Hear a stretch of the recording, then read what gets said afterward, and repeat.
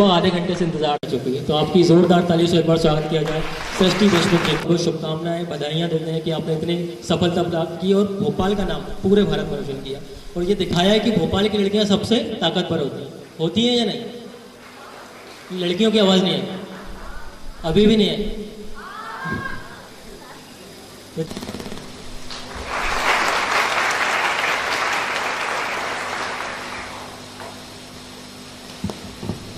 नहीं, आप इनसे अच्छे से वाकिफ हैं, लेकिन फिर भी औपचारिकता के तौर पर मैं आपको इनका, आप भोपाल के कॉर्मल कॉन्वेंट हायर सेकेंडरी स्कूल से पढ़ी हुई हैं। आपने 2018 में केमिकल इंजीनियरिंग से ग्रेजुएशन अपना पूरा किया।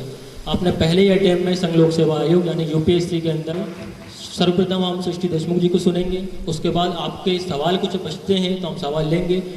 उसके बाद अगर ऐसा लगता है कि आप मिलना भी चाहते हैं तो हम थोड़ा सा समय देंगे, लेकिन थोड़ा सा समय। तो मैं बिना किसी देरी करे आपको गौर किए हुए आमंत्रित करना चाहता हूँ सृष्टि देशमुख, आप सबको संबोधित करें। Good afternoon to everyone.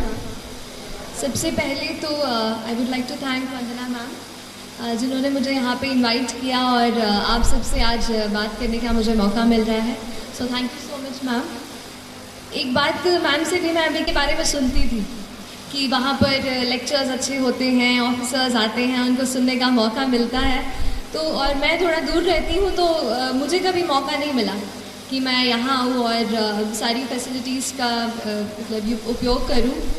तो आज वो मेरा जो सपना है कि आज अभी सोचा था वो आज पूरा हो गया है। तो आज पढ़ाई करके आज आप सबके बीच आने का मौका मिला। तो मेरी जर्नी के बारे में अगर कुछ कहूँ कि कैसे मैंने यूपीएससी की सिविल सर्विस जो परीक्षा है वो पास की और अच्छी रैंक हासिल की। तो सबसे पहले तो ये बता देती हूँ कि कोई भी यूपीएससी एस्पिरेंट जो पढ़ाई करता है, मैं भी वैसे ही हूँ, और उस वक्त ये लगता था कि बस लिस्ट में अपना नाम देख लूँ, है ना, कभी सब लिस्ट देख लूँ कि चलो एक कुछ सिलेक्ट हो गई हूँ। तो मेरे लिए भी एक बहुत अच्छा प्लेजेंट सरप्राइज़ था कि मैं अच्छी रैंक ले पाई। और उसके लिए ना केवल मम्मी पापा के आशीर्वाद और पूरे परिवार का साथ और कुछ खास दोस्त रहे जिन्होंने हमेशा मुझे मोटिवेट किया, और उसके अलावा कुछ टीचर्स, मेंटर्स जिनके मैं कांटेक्ट में रही। तो उन सबको मैं इस चीज़ का मैं कहूँगी जो कहते हैं श्रेय देना चाहूँगी मेरी सफलता के लिए। अब थोड़ा सा प्रिपरेशन पर आती हूँ। तो मैं ये आप मतलब ना सीरियस सेशन नहीं रहेगा, आप मुझसे इंटरैक्ट कर सकते हैं, आप मुझसे जो भी चाहे पूछ सकते हैं। पहले तो मैं अपनी तरफ से जितनी भी चीज़ें कवर करना चाहूँगी वो करती हूँ। तो पहले ये जानना चाहूँगी कि आप में से कितने लोग हैं जो यूपीएससी एग्ज़ाम देना चाह रहे हैं? ठीक है। और मतलब और भी आप दूसरी परीक्षाओं के लिए पढ़ाई करते होंगे, है ना? तो जब हम पढ़ाई करते हैं तो कुछ चीज़ें कॉमन रहती हैं, चाहे आप रेलवे की एग्ज़ाम दे रहे हो, चाहे आप गेट की एग्ज़ाम दे रहे हो, चाहे आप एसएसबी का फॉर्म भर रहे हो, यूपीएससी का। तो कुछ चीज़ें ना हमेशा कॉमन रहती हैं। तो वो जो कॉमन चीज़ें हैं आज उन पर हम थोड़ी सी बातचीत करेंगे। एक, हम लोग मध्य प्रदेश से हैं, हम सब लोग मध्य प्रदेश से हैं या बाहर से भी है कोई? सो मध्य प्रदेश से हैं तो दो मैंने एक नेमोनिक सोचा था, एम और पी। तो I will talk about 2 M's and 2 P's। ठीक है, तो आपको याद भी रह जाएगी चीज़। ठीक है, तो पहले P से स्टार्ट करते हैं। The first P is about productivity, कि कितना हम टाइम अपनी पढ़ाई को दे रहे हैं और उससे हम कितना आउटपुट ले पा रहे हैं, है ना? कई बार ऐसा होता है कि हम 10 से 12 मतलब है ना बिल्कुल गिन करके बैठे हैं, सुबह से इतना टाइम लगा रहे हैं, पर फिर भी अगर हम एंड में देखते हैं तो हम उतने टेस्ट सॉल्व नहीं कर पाते। क्या आपके साथ ऐसा हुआ है? तो ये चीज़ का प्रॉब्लम है, मेरे साथ भी होता था ऐसा ही। ये प्रोडक्टिविटी की प्रॉब्लम है, टाइम हम उतना लगा रहे हैं पर उतना रिजल्ट नहीं मिल पा रहा है। तो उसके लिए तो एक चीज़ ये की मैंने कि जितने भी डिस्ट्रैक्शन हमारे एनवायरनमेंट में होते हैं, जैसे कि हमारा फ़ोन सबसे बड़ा, उसका जो यूट्यूब का ऐप है, उससे जो रिकमेंडेड वीडियोज़ में हम चले जाते हैं, उन चीज़ों को थोड़ा सा मैंने कम किया। उसके अलावा और भी जितनी चीज़ों में हम इन्वॉल्व रहते हैं इंटरनेट पर पढ़ाई के अलावा, उनको मैंने थोड़ा सा लिमिट करने की कोशिश की। और दूसरी चीज़, कहीं ना कहीं अपने आप को एक थोड़ा सा टाइम टेबल में बांधने की कोशिश की। हमारा हर दिन अलग होता है ना? कभी किसी दिन पढ़ने का मन करता है, कभी किसी दिन पढ़ने का मन नहीं करता है, लेकिन फिर भी हमको एटलीस्ट 5 to 6 आवर्स मैं कहूँगी, अगर आप किसी भी एग्ज़ाम की तैयारी कर रहे हैं माफ़ कीजिएगा, आप लोग पीछे बैठे हैं, मैं आपको देख नहीं पा रही हूँ, बट तो कोई भी एग्ज़ाम जो है वो 5 to 6 आवर्स आपको रोज़, मतलब मैं कहूँगी कंसिस्टेंटली आपको देने की ज़रूरत है ना। और उसके लिए आप अपना एक कुछ छोटा सा रूटीन, भले ही सोने के पहले आधा घंटा अपना दिन जो है दूसरा वो आप प्लान कर लीजिए, क्योंकि हर दिन नया होता है। अगर एक दिन आप टाइम टेबल बना दिया, यहाँ से यही करूँगा, और एक वीक आप सोचो कि फॉलो हो जाए, तो मुझसे वो फॉलो नहीं हो पाता था। तो मैं ये करती थी कि सोने के पहले थोड़ा सा आधे घंटे में कल क्या क्या टॉपिक्स पढ़ने हैं, क्या क्या चैप्टर्स कवर करने हैं, वो सब एक बार मैं लिख लिया करती थी। एक ये करना चाह रही हूँ प्रेपरेशन की। तो प्रेपरेशन में अगर यूपीएससी स्पेशली बात करूँ तो मेरे पूरे प्रेपरेशन के 2 इम्पॉर्टेंट पिलर्स रहे। एक था करंट अफेयर्स। करंट अफेयर्स इसलिए एक इम्पॉर्टेंट पिलर है क्योंकि ज़्यादातर एग्जामिनेशंस आप देखेंगे तो बहुत ज़्यादा आजकल ना डायनामिक होती जा रहे हैं, कि वो ये नहीं जानना चाहते कि चलो शाहजहाँ ने बना दिया ताजमहल, वो तो हमें पता है, अब उसकी आगे की बात करो। तो अब जो डायनामिज्म एग्ज़ाम में आ रहा है उसके लिए करंट अफेयर्स पे आपकी पकड़ अच्छी होनी चाहिए। और करंट अफेयर्स के लिए मैंने न्यूज़पेपर को जो है सबसे ज़्यादा अच्छे से पढ़ा। पहले इंडियन एक्सप्रेस, मतलब पहले तो द हिंदू पढ़ती थी, फिर जब इंटरव्यू मेरा पास आया तो फिर मैंने द इंडियन एक्सप्रेस भी शुरू किया पढ़ना। और जो भी आप हिंदी माध्यम में अगर कुछ बच्चे दे रहे हो तो आप उस तरीके के न्यूज़पेपर पढ़ सकते हैं, लेकिन न्यूज़पेपर आप हमेशा पढ़ें, क्योंकि न्यूज़पेपर बहुत ज़्यादा अपने आप को चीज़ों को समझने में, हमारे आसपास एनवायरनमेंट में क्या चल रहा है वो पता करने के लिए आपको हेल्प करेगा। करंट अफेयर्स को मैं इसलिए स्ट्रेस कर रही हूँ क्योंकि मैंने ज़्यादातर अपनी प्रेपरेशन करंट अफेयर्स से खींच के की। जैसे कि एक एग्जाम्पल के लिए देख लीजिए कि कहीं आपने पेपर में पढ़ लिया कि कोई एक एनिमल है जो, मतलब जिससे ना पोचिंग, आप पोचिंग समझते हैं, पोचिंग हो रही है उसकी, and you know poachers are being caught, कि पकड़ लिया गया है जो भी इसके शिकार कर रहे हैं, ठीक है। तो या तो हम ऐसा कर लें कि इसका नोट बना लें कि ये एनिमल है, इसका शिकार हो रहा है और पकड़े गए, खत्म। या तो फिर आप एक काम करें, आप देखें कि वो एनिमल कौन सा है, इंटरनेट पे फटाफट गूगल सर्च किया, पता किया उसका IUCN स्टेटस क्या है। IUCN स्टेटस पूछता है ना, क्रिटिकली एंडेंजर्ड है कि क्या है, एंडेंजर्ड है, एक्सटिंक्ट हो गया है, क्या है, वो आपने पहले से सर्च कर लिया। फिर आपने देखा कि उस एनिमल वो कहाँ पाया जाता है, कौन से नेशनल पार्क में इट इज़ फाउंड। अच्छा चलिए असम में मिलता है, तो असम में और कौन से नेशनल पार्क्स हैं। मतलब एक पॉइंट पकड़ के न्यूज़पेपर का आपको उसके साइड में जितनी भी चीज़ें हैं वो उसी वक्त कवर कर लेंगे।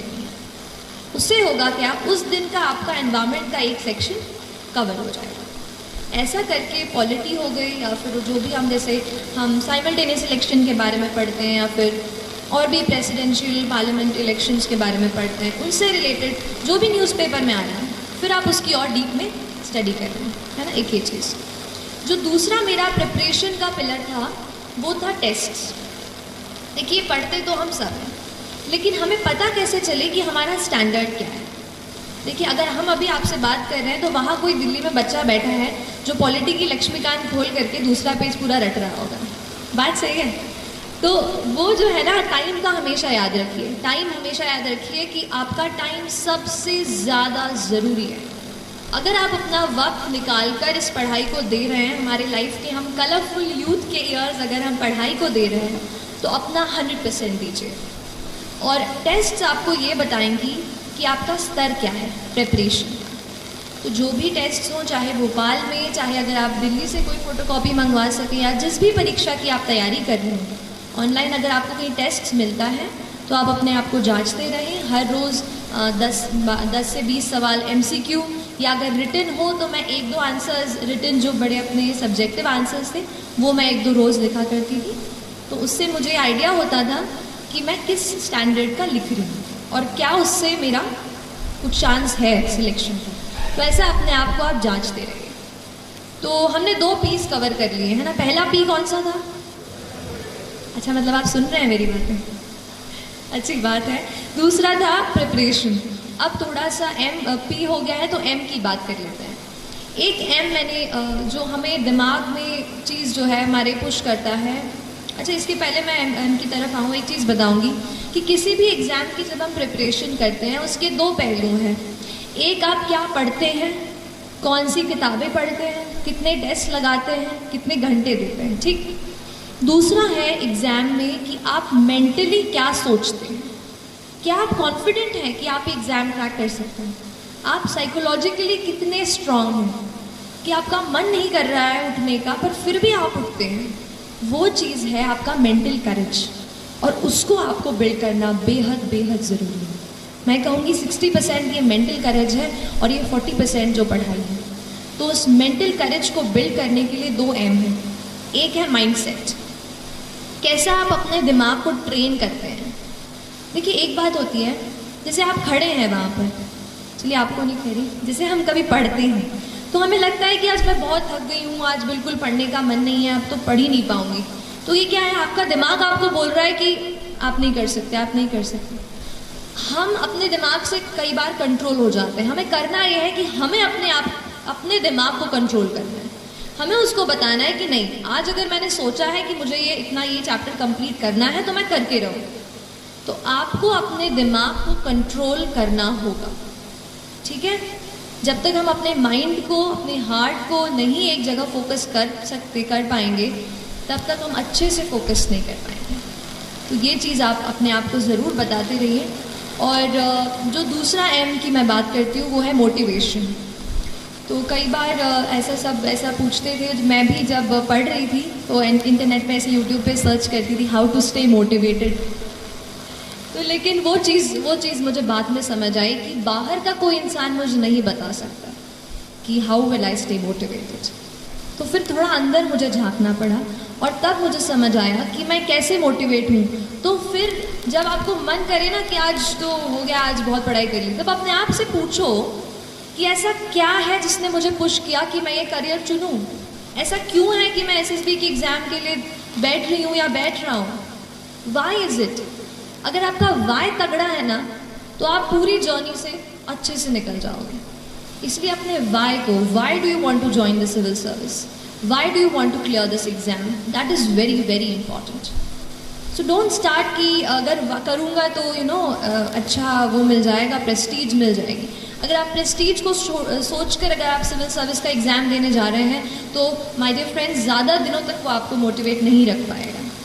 मोटिवेशन आपको कहीं ऐसी जगह से आना चाहिए कि अगर आप कहीं जा रहे हो, किसी बच्चे को देखते हो, किसी दुकान पर काम करते हो, तो क्या आप ये सोचते हैं कि वो बच्चा वहाँ पे नहीं होना चाहिए, वो बच्चा अभी स्कूल में होना चाहिए। क्या हम कुछ कर सकते हैं अपनी पढ़ाई से? क्या हम किसी ऐसे पोजीशन पे पहुँच सकते हैं कि उस बच्चे को वहाँ से निकाल कर स्कूल में भर्ती करा दें? तो ये चीज़ आपको मोटिवेट करनी चाहिए। जिस दिन आप सोसाइटी से जुड़ने लगेंगे और समझने लगेंगे कि कुछ और लोग हैं जो अनफॉर्चुनेट हैं, हम बहुत लकी हैं और हम उनकी मदद कैसे करें, तो फिर बहुत जर्नी जो है ना आसान हो जाती है। तो एक ये चीज़ मोटिवेशन की थी कि आप खुद अपने आप को मोटिवेट करिए। मैं लकी रही कि मैं मम्मी पापा के साथ रहकर, घर में रहकर पढ़ाई की मैंने। तो जब भी कभी बोर होती थी मम्मी से बातचीत कर लेती थी किसी टॉपिक के बारे में। आप भी अपने मम्मा से, पापा से या डियर फ्रेंड, आपके भाई बहन जो भी हों, उनसे इस बात का डिस्कशन करें। और इसके अलावा डी-स्ट्रेस भी हूँ। और एक और बात मैम से बात करते हुए मुझे याद आई कि मुझे ज़रूर आपसे शेयर करनी चाहिए, वो है हमारा न्यूट्रिशन और हमारा पूरा जो न्यूट्रिशन हम लेते हैं। देखिए हमारा दिमाग, आपने पढ़ा होगा ना साइंस में, कितना % वाटर होता है? Our brain is what %? How much % is it water? 70%, yes. So close to 70% of our brain is just water. और अगर हम वाटर ही, पानी ही नहीं पियोगे तो कैसे पढ़ाई होगी? इसलिए हमेशा आपको हाइड्रेटेड रहना है। पढ़ाई के बाद जूस, अच्छा चाय कॉफ़ी नहीं, हाँ, जूस एंड अच्छा पानी, ये तो जूस नहीं हो तो पानी, प्लीज़ हाइड्रेटेड रखिए अपने आप को। अपने टेबल पे हमेशा ये चीज़ रखिए। और दूसरी चीज़ है न्यूट्रिशियस फूड। तो मैम तो बिल्कुल मम्मा जैसे रखती हैं आपको, तो आप बिल्कुल न्यूट्रिशियस फूड लेते रहिए जहाँ भी आप रहते हैं। प्लीज़ आप अगर हॉस्टल में रहते हो तो प्लीज़ अपने आप को कभी भी वो मत कीजिए, क्योंकि हमारी बॉडी जब स्ट्रांग होगी ना तभी अपन अच्छे से हेल्दी होकर पढ़ पाएंगे। तो don't compromise on that front. और इसके अलावा एक चीज़ और कहना चाहूँगी यूपीएससी के कॉन्टेक्स्ट में थोड़ा स्पेसिफिकली, कि 2 चीज़ें सबसे ज़्यादा आपको पूरे इसमें मार्गदर्शन देंगी। पहली चीज़ है यूपीएससी का सिलेबस। बड़ा क्लीशेड लगता है ना, हर कोई बोलता है सिलेबस सिलेबस, पर वही सबसे ज़्यादा ज़रूरी है, क्योंकि सिलेबस में लिखा हर एक वर्ड उससे एक 15 मार्क का सवाल बन सकता है, जो आपकी रैंक को यहाँ से यहाँ ले आए। तो आपको हर जो वर्ड यूपीएससी सिलेबस में या जिस भी एग्ज़ाम की आप तैयारी कर रहे हैं वो लिखा है, आपको हर इसके अलग से, मतलब मैंने ये कोशिश की कि जो भी नोट्स मैं बना रही हूँ मैं खुद बनाऊँ, और जो भी रिसोर्सेज से, भले ही ऑनलाइन रिसोर्सेज से हो या स्टैंडर्ड बुक से हो, उनसे मैं पढ़ूँ और खुद अपने हाथ से नोट्स बनाऊँ। जब मैं लिख लेती थी अपने हाथ से तो मुझे वो प्रोसेस करते हैं ना, इन्फॉर्मेशन अच्छे से प्रोसेस हो जाती है। तो हर एक का अपना अपना तरीका होता है, आप अपना तरीका पहचानिए कि आपको कैसे वो चीज़ समझ में आ रही है ना। और इसके अलावा मेरे ख्याल से मैंने, हाँ, जो दूसरी चीज़ मैं कह रही थी, यूपीएससी के प्रीवियस ईयर के पेपर्स, वो भी बहुत ज़्यादा ज़रूरी है। कोई भी आप सॉल्व कर रहे हो, पहले तो आप 5-7 साल के अपने प्रिंट करा के अपने पास रख लो कि ये पेपर्स हैं, ये क्वेश्चंस हैं, चाहे प्रीलिम्स का हो चाहे मेंस का हो, हर बार उसको देख लो हर दिन और समझो कि किस स्टैंडर्ड के क्वेश्चंस आपसे पूछे जा रहे हैं, है ना। तो ये 2 चीज़ें आपके अल्टीमेट मार्गदर्शक हैं। बाकी तो आप अपनी, मतलब ये है ना कि मैं जो आज बोल रही हूँ ना आपके सामने खड़े होके, ये कुछ चीज़ें मैंने किसी से सुनी है, कहीं पढ़ी है, कहीं यूट्यूब पे कोई टॉपर का वीडियो देखा और शायद वहाँ से सीखी हूँ। तो ये कोई मेरी, मतलब मैंने ऐसे बिल्कुल, है ना, अलग कुछ ऐसा मैं बता वो ऐसा नहीं है। जो भी प्रिपरेशन मैंने की उस पर ही बता रही हूँ कि हम सीखते हैं, इसलिए आप खुद अपनी स्ट्रैटेजी, आप अपने आप को पहचान कर अपनी स्ट्रैटेजी खुद बनाइए। मुझसे एडवाइस लीजिए, लेकिन आप वही कीजिए जो आपको लगता है कि आपके स्ट्रेंथ और आपके वीकनेस के हिसाब से काम आएगा, है ना। यहाँ पे एक चीज़ मेरे दिमाग में आ रही है, वो है प्लानिंग की। प्लानिंग और अपने नोट्स का ऑर्गेनाइजेशन बेहद ज़रूरी है। अगर आप एग्ज़ाम, आपको डेट जैसे पहले आ जाती है, यूपीएससी की डेट 1 साल पहले आ जाती है। जैसे 1 साल पहले जब मैं दे रही थी तब पता चल गया था कि अगले साल 2 जून को पेपर होने वाला है प्रीलिम्स का, ठीक। तो ऐसे डेट आ जाती है पहले, तो आप अपने एग्ज़ाम के डेट के हिसाब से अच्छे तरीके से पूरी चीज़ों को आपको प्लान कर लेना है कि कौन सा टॉपिक मेरा कौन सा स्ट्रेंथ है। जैसे मुझे पॉलिटी बहुत पसंद था और ज्योग्राफी बहुत बोरिंग लगता था, तो ज्योग्राफी को मैंने किसी तरीके से हर रोज़ उसको एक चैप्टर करके उसको करती थी। पॉलिटी में एक ऐसा, अब अपना खुद का स्ट्रेंथ पहचानो कि किस टॉपिक के साथ आप ज़्यादा टाइम स्पेंड कर सकते हो या किसके साथ कम, उस तरीके से उसको कवर करने की कोशिश करें। और तो अभी ये तो मैंने ब्रॉड टच कर दिया है। इसके अलावा जो भी आपको सवाल मुझसे पूछने हैं आप पूछ सकते हैं। जब हम आंसर लिखते हैं तो हमारे अंदर क्या अप्रोच होनी चाहिए आंसर लिखते टाइम, क्योंकि हमारे पास बस 9 से 10 मिनट का समय रहता है आंसर लिखते समय, तो क्या क्या इंग्रेडिएंट्स हमें उनमें डालने चाहिए जिससे हमारा एक आंसर है वो अच्छा आंसर हो। Towards the end, yes, so yes, answer writing बहुत ज़्यादा ज़रूरी है। अच्छा हुआ पूछ लिया, मुझसे मिस हो गया था, थैंक यू। आंसर राइटिंग किसी भी एग्ज़ाम का तो मतलब कह सकती हूँ, लेकिन यूपीएससी एग्ज़ाम के लिए बहुत ज़्यादा ज़रूरी है आंसर राइटिंग। एंड जैसा कि आपने सही कहा कि 9 मिनट मिलते हैं, और ऑप्शनल का पेपर ले लूँ तो अगर थोड़ा हायर मार्क का हो तो 14 मिनट मिलेंगे। ऐसे 9, 11, 14 इतने ही मिनट मिलेंगे एक आंसर को लिखने के, depending on the word limit. तो उसको कैसे लिख पाएँ? अगर आप सोचें कि मैं बिना प्रैक्टिस करके ना उधर ही कोई कर लूँगा टाइम पर, तो सच में नहीं हो पाता है। मुझसे तो मैं आधा घंटा ले लेती थी एक आंसर लिखने के लिए शुरुआत में, है ना। तो मेरे ख्याल से आपके साथ भी ये चीज़ हुई होगी कि आधा घंटा क्वेश्चन लेके टाइम स्टॉप वॉच अच्छे से ऑन करके बैठे और लग गया आधा घंटा, तो ये होगा। तो लेकिन प्रैक्टिस की ज़रूरत है। तो पहले आप अपना नॉलेज बेस बना लो। जैसे मान लो आप किसी पॉलिटी का, मान लीजिए आप आंसर आज लिखने का सोच रहे हैं, पहले आप उसका नॉलेज बेस बनाइए कि अच्छा ये मैंने पढ़ रखा है। उसके बाद आप आंसर क्वेश्चन को अटेम्प्ट कीजिए। तो क्वेश्चन को अटेम्प्ट करके कुछ ऐसी चीज़ें मैं आपको बताती हूँ जो मैंने उसमें डाली और शायद मुझे लगता है कि उससे अच्छे मार्क्स मिले। कोई भी आंसर अगर केवल जैसे शुरू किया, थोड़ा सा बताया, और वो है ना एक स्टैंडर्ड फॉर्मेट की introduction, then body, then conclusion, ये तो हम लिखते ही हैं। इसके अलावा आप अपने आंसर्स में कुछ फैक्ट्स कोट कर सकते हैं। जैसे कि हम न्यूज़पेपर पढ़ते हैं तो नहीं पढ़ते हैं कि 50% of the Indian population is this, कुछ भी ऐसा डेटा रहता है, जीडीपी का डेटा रहता है, और कुछ, तो ऐसे फैक्ट्स जो हैं आप कोट कर सकते हैं। This is one. नंबर 2, कोई भी कमिटी की रिपोर्ट ऐसे आता है कि जैसे जस्टिस BN श्री कृष्णा की रिपोर्ट आई थी, है ना, प्रिवेसी को लेकर के, राइट टू प्रिवेसी को, तो वो एक रिपोर्ट मैंने आंसर में कोट की थी। तो ऐसे कोई भी रिपोर्ट्स और कमीशंस जो बैठते हैं, जैसे आपने पुंची कमीशन, सरकारिया कमीशन, ARC, इनके बारे में सुना होगा, तो इनकी रिपोर्ट्स को आपको वहाँ पे लिखना है कि इनके हिसाब से ये व्यू पॉइंट है। कुल मिला के बात ये है कि हमारा व्यू पॉइंट तो ठीक है, पर हमारे व्यू पॉइंट को एक्सेप्टेबल बनाने के लिए हमें किसी का सहारा लेना पड़ेगा। तो हम उस फैक्ट का सहारा लेंगे या उस कमिटी का सहारा लेंगे, तो हमारी कही हुई बात ज़्यादा एक्सेप्टेबल साबित होगी।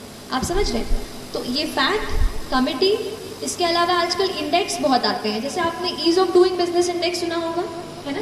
गवर्नमेंट भी उस पर काफ़ी स्ट्रेस कर रही है कि ईज़ ऑफ डूइंग बिजनेस पे हमारी रैंकिंग और अच्छी हो जाए। तो आप उन इंडेक्सेस को पढ़िए, जैसे एनवायरमेंटल प्रोटेक्शन इंडेक्स आता है, ऐसे, तो इनको भी आप अपने आंसर्स में कोट कर सकते हैं। And as far as time is concern, तो मैंने एक स्टॉप वॉच खरीदी थी छोटी सी, और बस फिर आंसर्स लिख करके अपना टाइम ऑन करके बार बार प्रैक्टिस करती हूँ। हर रोज़ 1 से 2 आंसर आप लिखो, और अगर आपके पास ऐसे 8 to 9 मंथ्स का टाइम है तो आप उतना डेवलप कर लेते हो स्पीड कि आप उतने टाइम में कर पाओ। बस एक चीज़ और कहूँगी कि आप मॉक टेस्ट ज़रूर दीजिएगा, भले मेंस दे रहे हो या प्रीलिम्स दे रहे हो। मॉक टेस्ट से उस टाइम में कैसे अपने आप को ढालना है वो हम अच्छे से समझ। कोई क्वेश्चन? गुड आफ्टरनून मैम, मेरा क्वेश्चन है कि यूपीएससी में जो क्वेश्चन आते हैं, किस तरीके के क्वेश्चन में पैराग्राफ का यूज़ सूटेबल रहेगा, और जो अनुच्छेद पॉइंट वाइज उनमें कैसे कॉम्बिनेशन होना चाहिए या फिर कैसे डिफरेंस? जी ठीक है, आप बैठ जाइए। तो कई बार ऐसा मतलब आता है, हम डाउट तो खुद में रहता है कि पैराग्राफ में लिखना है या पॉइंट्स में, बट ये बहुत ही सिंपल सी चीज़ है। It depends on the demand of the question, ठीक है। अगर क्वेश्चन में ऐसा टेल वर्ड आप समझते हैं, एनालाइज, क्रिटिकली एनालाइज, एन्यूमरेट, है ना, ये सब दिया रहता है, एग्जामिन, तो जैसे एन्यूमरेट बोला है तो एन्यूमरेट मतलब तो नंबर में लिखना है, चलो बात पक्की है। अगर कोई और चीज़ आपको खुद समझनी है, जैसे मैं कभी कभार शुरू ऐसे करती थी, पहले डेफिनेशन लिखती थी, इंट्रोडक्शन उससे शुरू कर दिया, फिर मैं उसको डिवाइड करती थी आंसर को, जैसे social, political, economic, legal, environmental. जैसे कोई आपको मुद्दा दे रहे हैं कि ये चीज़ हो रही है और उसका इम्पैक्ट पूछ रहे हैं, right, so you give the social impact, the economic impact, the cultural impact, legal, environmental, ऐसे करके। सो ऐसे पॉइंट्स भी आप लिख सकते हो। So it depends on the nature of the question, point number 1। Number 2, आपको खुद को उसमें वेराइटी लानी है। अगर आप पूरा आंसर पैराग्राफ में लिख देते हैं, जैसे मेरा ऑप्शनल जो था वो सोशियोलॉजी था, अब सोशियोलॉजी में ज़्यादा स्कोप नहीं है कि आप पॉइंट्स डाल पाओ, है ना, थोड़ा सा थ्योरेटिकल सा सब्जेक्ट है समाजशास्त्र, तो उसमें मैं ज़्यादा पॉइंट्स नहीं डाल पाई। पर जैसे पॉलिटी का पेपर हो गया, इकोनॉमी का पेपर हो गया, इसमें मैं काफ़ी पॉइंट्स में वो किया है। तो आप उसी के बेसिस पे प्रैक्टिस करें और उस तरीके से आप उस क्वेश्चन के हिसाब से डिसाइड करें कॉम्बिनेशन क्या होना चाहिए। ज़रूरी नहीं है पूरा आंसर पैराग्राफ में या पैरा में हो, दो पैराग्राफ में या पॉइंट्स में हो, दोनों चीज़ें आप मिला सकते हैं। तो और कोई सवाल? कि आपका जैसे सोशियोलॉजी ऑप्शन था, तो उसमें जो पेपर 1 है वो थोड़ा स्टैटिक है, बट जो पेपर 2 है वो डायनामिक नेचर का है थोड़ा, तो उसके लिए रिसोर्सेज क्या है और स्ट्रैटेजी क्या रही है? कि मैंने केमिकल इंजीनियरिंग से ग्रेजुएशन किया है, लास्ट ईयर कंप्लीट किया, तो बहुत मन में सवाल थे। अब मेरे साथ ऐसा था कि ऑप्शनल में केमिकल इंजीनियरिंग अवेलेबल नहीं था, तो I had to choose something else. तो मैंने पहले सोशियोलॉजी चूज़ किया और उसकी किताबें पढ़ी, लगा यार इंटरेस्टिंग है, पढ़ते हैं। अगर बुक लिस्ट पे आऊँ तो मैंने ट्रायल एंड एरर से बुक्स ढूंढी है, किसी टॉपर्स ने सजेस्ट की थी, उनकी बुक्स देखी, और फिर कुछ खुद ही मैंने पढ़ के उनके नोट्स बनाए। तो पेपर 1 के लिए तो काफ़ी सारे, जैसे हैरलम्बस एंड हील्ड तो सब पढ़ते हैं, जो ऑरेंज वाली पतली किताब आती है हैरलम्बस एंड हील्ड, वो एक मैंने पढ़ी थी। और अगर पेपर 2 पे आ जाऊँ सीधा, जो आपके क्वेश्चन पे कि काफ़ी डायनामिक है, तो नंबर 1 न्यूज़पेपर्स तो आपको पढ़ना है बहुत तरीके से, क्योंकि न्यूज़पेपर्स में कुछ ऐसी चीज़ें आप पढ़ लेते हैं which you can directly quote in your answers. एक एग्जांपल देती हूँ, जैसे मैंने एक आर्टिकल पढ़ा था एक मैगजीन में, जिसमें लिखा था कि कुछ लड़कियाँ जिससे बॉर्न हो जाती हैं और उनके पेरेंट्स नहीं चाहते कि लड़की बॉर्न हो, तो उसको नपुंसक नाम दिया जाता है। तो ये एक थोड़ा यूनिक एस्पेक्ट है। तो अगर किसी गर्ल चाइल्ड के बारे में कोई सवाल हो तो आप उसमें एग्जाम्पल दे सकते हैं कि किस तरीके से हमारे कल्चर में एक ऐसा वर्ड अब आ गया है कि if a female child is unwanted उसको हम क्या नाम देंगे। तो ये कितनी अनफॉर्चुनेट चीज़ है, आप इसको कोट कर सकते हैं। तो एक तो न्यूज़पेपर्स, अगर बुक लिस्ट या बुक्स की बात करूँ कि मैंने क्या रेफ़र किया, तो आज मैंने प्रिपरेशन शुरू कर दी थी, बाद में ये बुक मेरे हाथ में आई। इसमें पूरा पेपर 1 और पेपर 2 साथ में दिया हुआ है, नितिन सांगवान सर की किताब है। उसमें वो भी IAS हैं और उन्होंने लिखी है, तो उसमें पेपर 1 पेपर 2 दोनों मिल जाएगा। That's one. मैंने कास्ट के स्पेशल एस्पेक्ट्स को कवर करने के लिए नदीम हसनैन की किताब है। तो नदीम हसनैन की ट्राइब्स वाली नहीं है, sociology, general sociology, Nadeem Hasnain वो। और फिर रूरल सोशोलॉजी के लिए दोषी एंड जैन की किताब आती है, वो आप पढ़ सकते हैं, है ना। ये कुछ है, बाकी अभी तो ऐसा ही है। बाकी आप तन्वी सौंतियाल मैम, उनकी बुक लिस्ट आप पढ़ सकते हो, काफ़ी कुछ मैंने उनसे भी सीखा है।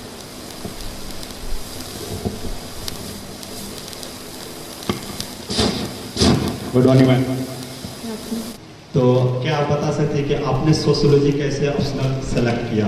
क्योंकि हम इंजीनियरिंग फील्ड से करते हैं और कहीं भी कनेक्शन नहीं है सोशियोलॉजी पॉलिटिक्स या किसी से, फिर आपने कैसे डिसाइड किया कि चलो सोशियोलॉजी चूज कर लेते तो मैं इसमें सही कर पाऊंगी, स्कोर कर पाऊंगी? ठीक है, बैठ जाएगा। तो कैसे चूज़ किया, जैसे मैं ये टच कर ही रही थी अभी पिछले सवाल में कि सिर्फ केमिकल इंजीनियरिंग नहीं था ऑप्शन में, ठीक है, तो मुझे कुछ और ही चुनना था। अब केमिस्ट्री ना बहुत अलग हो जाती है केमिकल इंजीनियरिंग से, तो फिर मैंने कुछ ऐसा सब्जेक्ट 2 मेरे दिमाग में थे, one was political science, the other was sociology. So I bought the books of both the subjects. Initial जो बुक्स होती हैं वो दोनों सब्जेक्ट्स की मैंने खरीदी। आपको भी अगर डाउट आ रहा हो ऑप्शनल में, तो आप 2-3 आपको डाउट आ रहा हो उसकी किताबें आप ले लो, जो बेसिक उसकी बुक्स हैं उनको आप एटलीस्ट एक वीक के लिए पढ़ो। उसके बाद आपको खुद समझ में आ जाएगा कि कौन सा सब्जेक्ट है जिसके साथ में सबसे ज़्यादा टाइम बिता सकता हूँ। क्योंकि ऑप्शनल जो है, जैसे UPSC में 500 मार्क्स का है, तो it really makes a change to your score. तो ऐसा ही सब्जेक्ट चूज़ कीजिए विच यू इन्जॉय रीडिंग, जो आपको एक बर्डन ना लगे, है ना। कोई ट्रेंड्स पे या कितना स्कोर कर रहे हैं टॉपर्स, ये सब पे मत जाइए। आपका पर्सनल इंटरेस्ट है, उसके बेसिस पर ही आपको ऑप्शनल चूज़ करना है ना। तो बेसिक बुक्स पढ़िए और थोड़ा एफर्ट ज़्यादा डालना पड़ेगा, अगर इंजीनियरिंग के अलावा हो तो थोड़ा डालना पड़ेगा, पर कोई बात नहीं, है ना। किसने कहा था कि चीज़ें सब आसान होंगी लाइफ में, तो करनी पड़ती है यार। लेकिन सच बताऊं तो अगर आप थोड़ा सा एफर्ट डालते हैं ना, तो सच में चीज़ें जो है ना, एक ये चीज़ भोपाली वाली कनेक्शन वाली बात बता रही हूँ कि हम भोपाल में रहते हैं, दिल्ली नहीं जाते। मतलब मैं दिल्ली नहीं गई हूँ प्रेपरेशन के लिए, मैंने इंटरव्यू देने के लिए, उसकी प्रैक्टिस करने के लिए दिल्ली गई थी। तो अपन नहीं सोचते हैं कि दिल्ली वाले कुछ अलग पढ़ते होंगे और बहुत सारा पढ़ते होंगे और अपना हो पाएगा कि नहीं। तो ऐसे सवाल मेरे मन में भी थे एंड लेकिन फिर भी कहूँगी कि थोड़ा अपने आप को बांधो, थोड़ा डिसिप्लिन में रहो, थोड़ा सा मोटिवेट रखो, दृढ़ निश्चय रखो, और बड़ा सपना देख लिया है ना तो अपने आप को उसमें पूरा झोंक दो। सोचो कि अब लाइफ में और कुछ नहीं है, जब तक ये नहीं करूँगी ना, ये करूँगा नहीं ना, तब तक कुछ नहीं होने वाला मेरा, ना मेरा ना किसी और।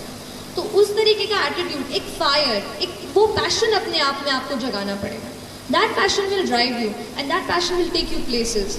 और अगली बार जब मैं यहाँ पर, आप नहीं मैं नहीं, आप जब यहाँ पे खड़े होंगे तो मुझे ज़रूर बुलाना, ठीक है?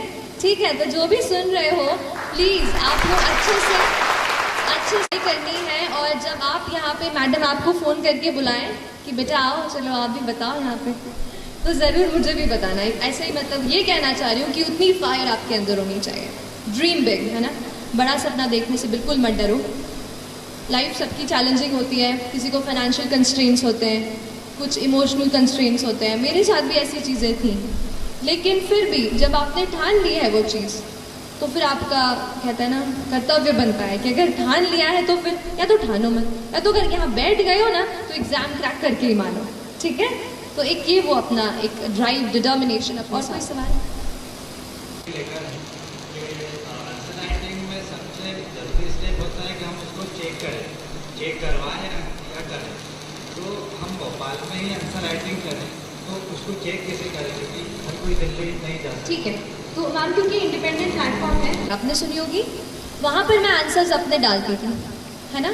क्योंकि यहाँ पे अगर कोई टीचर नहीं मिल रहा है, कोई मेंटर नहीं मिल रहा है जो चेक कर रहा है, तो वहाँ पे फेलो एस्पिरेंट्स होते हैं जो अपने वहाँ पे डालते हैं, आप उनके आंसर रिव्यू करो, वो आपके आंसर रिव्यू करेंगे।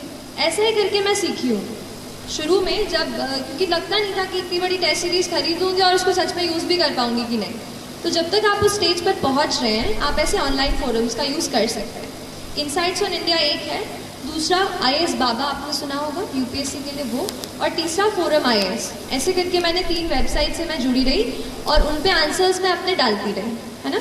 तो वो चेक करते हैं, आप किसी का चेक कीजिए, उनको अपने, और होता क्या है, आंसर्स की बात निकली है तो बताती हूँ, खुद के आंसर में हमें गलती नहीं दिखाई देगी, दूसरे के आंसर में हमें फटाक से गलती समझ में आ जाती है कि ये ना इसने ये चीज़ सही से नहीं लिखी है। तो आप दूसरों के आंसर्स चेक करो और उनको आपके करने दो, तो यू विल बेटर अंडरस्टैंड कि where are you making a mistake. And when you are thorough enough, when you feel कि now this is a moment when I can write time करके टेस्ट, तो फिर आप कोई टेस्ट सीरीज परचेज कर सकते हो डेडी से, कोई भी। तो उसका मैं स्कैन करके अपनी कॉपीज उनको भेजती थी, वो चेक करके आपको वापस देते हैं and they write the comments out there, so you know कि what are the mistakes, so you can join that, है ना। और मोटी होती है उनको अपन समराइज कर रहे थे, शॉर्ट कर रहे थे, तो एक्चुअली वो क्या है, टाइम ज़्यादा करती है। तो इस चीज़ में पड़ता है कि सब्जेक्ट को लेकर टेंशन भी होती है, उस चीज़ को टैकल कैसे किया जाए? ठीक है कि कैसे नोट्स बनाते हैं और वो चीज़। दूसरा, हम फ्रस्ट्रेट हो जाते हैं। 2 अलग तरीके से आंसर करूँगी। पहला चीज़, नोट्स। देखो, कुछ किताबें ऐसी हैं जिनको आपको कवर टू कवर पढ़ना ही है, पढ़ना ही पड़ेगा। अब उसके नोट्स आप बना लोगे तो या तो आप फोटोकॉपी करा लो, या तो फिर हम क्या करेंगे, कुछ छोड़ देंगे। वो चीज़ नहीं होनी चाहिए। अब जैसे पॉलिटी की लक्ष्मीकांत है, वो तो कवर टू कवर ही पढ़नी है आपको। मॉडर्न इंडिया की स्पेक्ट्रम की राजी वगैरह आती है, वो आपको कवर टू कवर पढ़नी है। कुछ किताबें जैसे DD बासु हो गई, कोई अगर पॉलिटी के नेक्स्ट लेवल पे पढ़ रहा है, DD बासु पढ़ रहा है, तो उसके केवल आप नोट्स बनाओ। तो आप डिसाइड करो कि आपके एग्जामिनेशन के नीड के हिसाब से कौन सी किताब आपको पूरी पढ़नी है और कौन सी की आपको नोट्स बनाने हैं। नोट्स का टाइम, जैसे सोशियोलॉजी, अब उसमें हमें अलग अलग किताबों के रेफ़र करनी पड़ी, तो फिर मैंने उसके नोट्स बनाए, अदरवाइज फिर बुक से ही पढ़ी। और दूसरी चीज़, फ्रस्ट्रेशन। तो नोट्स बनाते टाइम नहीं, पढ़ते टाइम बहुत फ्रस्ट्रेशन होता है, और हर टाइम मतलब है ना, फ्रस्ट्रेशन और डीमोटिवेशन, ये सब चीज़ें हमारा पीछा करती रहती हैं। पर कुछ ऐसे खास दोस्त बनाओ जो हो सकता है उस फील्ड के नहीं हो, लेकिन आपको मोटिवेट करें कि भाई तू कर सकता है, कि girl you do it, you know. और आपके कोई मतलब आपके भाई बहन हो या आपकी मम्मा हो, उनसे शेयर कीजिए कि मैं इस फील्ड में जाना चाहती हूँ, आई वॉन्ट योर मोटिवेशन। ऐसे किसी इंसान को अपना बेस्ट फ्रेंड साथी बनाइए पूरी जर्नी में और सपोर्ट लीजिए, क्योंकि फ्रस्ट्रेशन होगा, पर उस पर हमें जैसे मैंने कहा कि हमें अपने दिमाग पे कंट्रोल करना है, दिमाग हमें कंट्रोल ना करे, है ना। इस चीज़ का आप ध्यान रखिए। और कोई आप पूछ रहे थे? करते हैं सोशियोलॉजी में, तो मैंने सुना है कि वहाँ पे बोलते हैं कि आपने अगर जनरली लिख दिया तो उसमें आपको आंसर नंबर नहीं मिलेंगे, और आपने अगर सोशियोलॉजिकल एंगल से उसको लिखा तो आपको ज़्यादा नंबर मिलेंगे। तो वो आप थोड़ा एक्सप्लेन करें। देखिए, कॉमन सेंस ये है कि आप मुझे यहाँ पर बैठकर सुन रहे हैं, ठीक है, आप कुछ इससे सीख कर जाएंगे, ठीक है, हो गई बात ख़त्म। अब इसको सोशियोलॉजी के तरीके से कैसे देखेंगे कि आप सबको हम देख लेंगे, कितने मेल्स हैं कितने फीमेल्स हैं, आप पे थोड़ा रिसर्च करेंगे, आप घर जाके पढ़ाई कर रहे हैं कि नहीं कर रहे हैं, और फिर एक डेटा निकालेंगे कि जिन बच्चों ने यहाँ पे सेशन अटेंड किया था उन्होंने इतनी अच्छे से पढ़ाई की, इन्होंने अच्छे से पढ़ाई नहीं की, तो उस स्पीच का कितना इम्पैक्ट रहा, कितना इम्पैक्ट नहीं रहा। जब मैं उस रिसर्च फाइंडिंग को कोट करके बताऊंगी तो वो सोशियोलॉजी, और जब मैं ऐसे ही कह दूंगी कि हाँ ये जो लड़की है ना ये बहुत अच्छा पढ़ने वाली है, ये कॉमन सेंस। तो फिर मैम, तो सोशियोलॉजी में हमें थिंकर्स को कोट करना है, कोई भी थिंकर जो हो जिसने कोई बात कही हो, जैसे हर एक टॉपिक के अपने अपने थिंकर्स हैं। अभी तो मुझे थोड़ा ब्रशअप करना पड़ेगा, मतलब क्योंकि मैंने मेंस अक्टूबर में दिया था, उसके बाद मैंने ज़्यादा सोशो को नहीं छुआ है, बट स्टिल जैसे कुछ थिंकर्स हैं, जैसे ऑन्द्रे बेटे हैं, है ना, इंडियन थिंकर हैं, लुई डुमॉन हैं, ऐसे थिंकर्स को आपको कोट करना है आंसर्स में। उसके अलावा कुछ फैक्ट्स आप डाल सकते हैं, जैसे हमें जनरल आप GS के आंसर्स में डालते हैं, वो फैक्ट्स डाल सकते हैं। और थोड़ा आपको आप सोशियोलॉजी की बुक से ही, अभी मैं इतने अच्छे से नहीं बता पा रही हूँ क्योंकि आई हैव लॉस्ट टच, लेकिन सोशियोलॉजी की बुक से ही आपको थ्योरेटिकल पर्सपेक्टिव पकड़ना है। एक एग्जाम्पल याद आ रहा है, सुसाइड की थ्योरी जो इमाइल रकीम देते हैं, राइट। तो उन्होंने कैसे कहा कि सुसाइड, उन्होंने कहा कि साइकोलॉजिकल चीज़ नहीं है, सोशियोलॉजिकल चीज़ है। कैसे कहा? उन्होंने कहा कुछ लोग या तो जो अनमैरिड हैं या तो जो थोड़े से अलग रहते हैं लाइफ से, थोड़ा फ्रस्ट्रेटेड है, वो लोग ज़्यादा सुसाइड करने की तरफ आकर्षित होते हैं। तो उनके रिसर्च फाइंडिंग पे बेस्ड था। तो ऐसे कुछ रिसर्चेस आपको कोट करने हैं और थिंकर्स को कोट करना है, वो मेरे ख्याल से सोशियोलॉजिकल एंगल होगा, है ना। एंड मैम मेरा दूसरा क्वेश्चन है कि वर्ड लिमिट कंप्लीट करने के लिए आपने वैसे लिखना स्टार्ट किया? नहीं, अगर मैं देखो यूपीएससी अगर केवल वर्ड लिमिट आरजीपीवी की तरह पन्ने भरने जाएंगे ना तो मार्क्स नहीं मिलेंगे सर, सच बता रही हूँ, मार्क्स नहीं मिलेंगे। मैंने भी आरजीपीवी के एग्जाम 2-2 घंटे में निकाल के आती थी। मतलब अब देखो, अब आपसे अच्छे से शेयर करूँ आप देखो कि मेरा लास्ट सेमेस्टर का एग्जाम हमारा 8 सेमेस्टर का एग्जाम का 4th पेपर, 4 ही पेपर होते हैं थ्योरेटिकल इंजीनियरिंग में आखिरी सेमेस्टर में, तो उस पेपर के बीच में और मेरे प्रीलिम्स एग्जामिनेशन के बीच में 14 दिन का अंतर था। 14 दिन, आप समझ रहे हैं, मतलब मेरे लाइफ की मैं बड़ी एग्जाम देने जा रही हूँ और मुझे जब पता चला कि बस 14 दिन है तो मैं हिल गई थी पूरी तरीके से। तो वो जो एग्ज़ाम था आखिरी, जो भी पेपर थे 4, वो मैंने 2-2 घंटे में लिख के मैं निकली हूँ, क्योंकि मुझे एक चीज़ तो पता थी कि यहाँ पे मुझे ज़्यादा क्वालिटी पे जज नहीं किया जाएगा। आप समझ रहे हो ना, इंजीनियर टू इंजीनियर बातें है। तो लेकिन यूपीएससी ऐसी नहीं है। आप कोई और पेपर देंगे, एसएससी, एसएसबी, वहाँ पे वो आपके क्वालिटी ऑफ आंसर पे ही आपको चेक करेंगे। एंड वहाँ पे आप सोचो कि मैं लाइन थोड़ी स्पेस बना के जो है पेज मुझे पूरे भर दूंगा और उसमें पॉइंट नहीं होगा तो आपको मार्क्स नहीं मिलेंगे। ये मुझे कैसे पता चला? जब मैं अपने टेस्ट लिख रही थी, जो आप टेस्ट देख रहे हैं ना, उनमें आप नंबर देख लीजिएगा। शुरू के टेस्ट में आप देख लीजिए मैं कैसा लिखती हूँ और बाद के टेस्ट में देखिए आप मैं कैसा लिखती हूँ। मैंने खुद ही ये चीज़ समझी, इम्प्रूव की कि ये नहीं देख रहे कि मैं कितना दोनों पेज कंप्लीटली भर रही हूँ, वो ये देख रहे कि कितने पॉइंट्स उसमें से निकल रहे हैं। आप समझ रहे हैं? तो पॉइंट्स कितने उससे रेलेवेंट क्वेश्चन में जो पूछा गया है। एक तो पहली बात, क्वेश्चन को अपन को 2 बार पढ़ना है, ठीक है। एग्जाम में इतना प्रेशर होता है, एक बार पढ़ लेते हैं, हाँ को ना को हाँ पढ़ के आंसर टिक ला के आ जाते हैं, वो चीज़ गलत है। तो क्वेश्चन आप चाहे मेंस का हो चाहे प्री का हो, 2 बार पढ़ो, दिमाग को शांति से दिमाग में घुसाओ और फिर 10 सेकेंड्स का वक्त लेके फिर शुरू करो आंसर राइटिंग। और ऐसी कोई मेरी वो नहीं रही कि जैसे ज़्यादा स्पेस दूँ या इस तरीके से, ऐसा कुछ नहीं है। अगर आपको ऐसा लग रहा है तो फिर अच्छी बात है, मेरा प्रेजेंटेशन अच्छा काम कर गया, है ना। तो बस हाँ, क्योंकि देखो प्रेजेंटेशन भी इम्पॉर्टेंट होता है ना। एक चीज़ पे आ जाती हूँ कि देखो कोई एग्जामिनर आपकी कॉपी चेक कर रहा है, उसे कोई मतलब नहीं है सृष्टि देशमुख कौन है, कोई मतलब नहीं। उसके लिए बस एक गड्ढा है कॉपी का, राइट। अपने लिए वो अपनी पूरी लाइफ की वो है ना मेहनत अब उनको दे रहे हैं। तो आप कैसे दूसरों से अलग आपकी कॉपी चमके, इस बात पे आपको थोड़ा वर्क करना पड़ेगा। तो आपकी कॉपी प्रेजेंटेबल होनी चाहिए, ऐसा नहीं कि बिल्कुल मोतियों के अक्षर लिखने हैं, ऐसा कुछ नहीं है। नॉर्मल आप हैंड राइटिंग लिखो बट उसको समझ में आ जाए एग्जामिनर को, मतलब उसको चश्मा, अब वो प्रोफेसर्स होंगे उनको ज़्यादा वो ना करना पड़े, दिक्कत ना हो, उनके लिए आसानी हो, ऐसा आंसर लिखो। प्रेजेंटेबल भी हो, थोड़े बहुत, जैसे आपने पूछा था ना कि आप क्या आंसर में करते हो, तो मैंने थोड़े फ्लो चार्ट वगैरह भी बनाए। मैप मैंने सीखा कि कैसे मैं 10 सेकेंड में इंडिया का मैप बना लूँ, तो वो मुझे एक चीज़ काम आई। जैसे एक क्वेश्चन आया था कि आप रामसर वेटलैंड साइट्स बताइए इंडिया में कौन से, तो इधर मैं लिख देती कि 2 Ramsar wetland sites are Deepor Beel in Assam and Bhojpal lake in Bhopal, ठीक है। मैंने क्या किया, छोटा सा मैंने 10 सेकेंड में फटाक से एक मैप बनाया, वहाँ पे असम के साइड पे एक गोला बना के वहाँ लिख दिया दीपोर बिल और इधर लिख दिया भोजपाल लेक। तो उससे क्या हो गया, प्रेजेंटेशन इंप्रूव हो गया। हो सकता है आधा मार्क मैंने वहाँ एक्स्ट्रा चुरा लिया। ऐसे करके आपको अपने आंसर्स को इम्प्रूव करना है और ये प्रैक्टिस से आएगा। मैम जस्ट टू कंफर्म, मैं समराइज करने के लिए, आपने पहला बोला कि सोशोलॉजिकल एंगल में अपने को थिंकर्स को कोट करना है तो उससे ज़्यादा मार्क्स मिलेंगे अपने को, ठीक है। तो मैम जीएस का जो आंसर अपन लिखते हैं और सोशोलॉजी का जो आंसर लिखते हैं, दोनों में सिर्फ यही फ़र्क है कि अपने को थिंकर्स का आपने, मैं आपको एक बताऊंगी कि मैं सच बता रही हूँ वेरी ऑनेस्टली। अभी मेरा थोड़ा टच छूट गया है सोशियो का, तो मैं इतना अच्छे से नहीं बता पा रही हूँ। आप मेरे आंसर शीट्स दूसरी वेबसाइट पे जहाँ पे मैंने सोशियो की टेस्ट सीरीज ली थी, आप वहाँ से मेरे आंसर्स पढ़ लें and you will get to know कि व्हाट आई राइट डिफरेंटली, है ना। बाकी अब मैं इनको चांस दूँ प्लीज़, है ना, पूछने के लिए। ये कुछ स्पेशल फोकस एरिया जो जिस पे ध्यान दिया जाए मैडम। ठीक है। मेरे मार्क्स आए, मुझे अभी भी पता चला कि 98 कट ऑफ गया था, वो तो पहले पता चल गया था।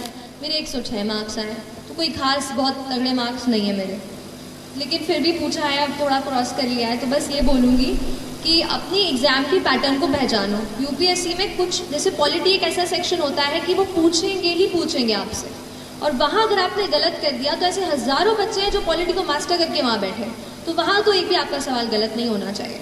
तो पॉलिटी को आप पूरा पक्का करके जाओ।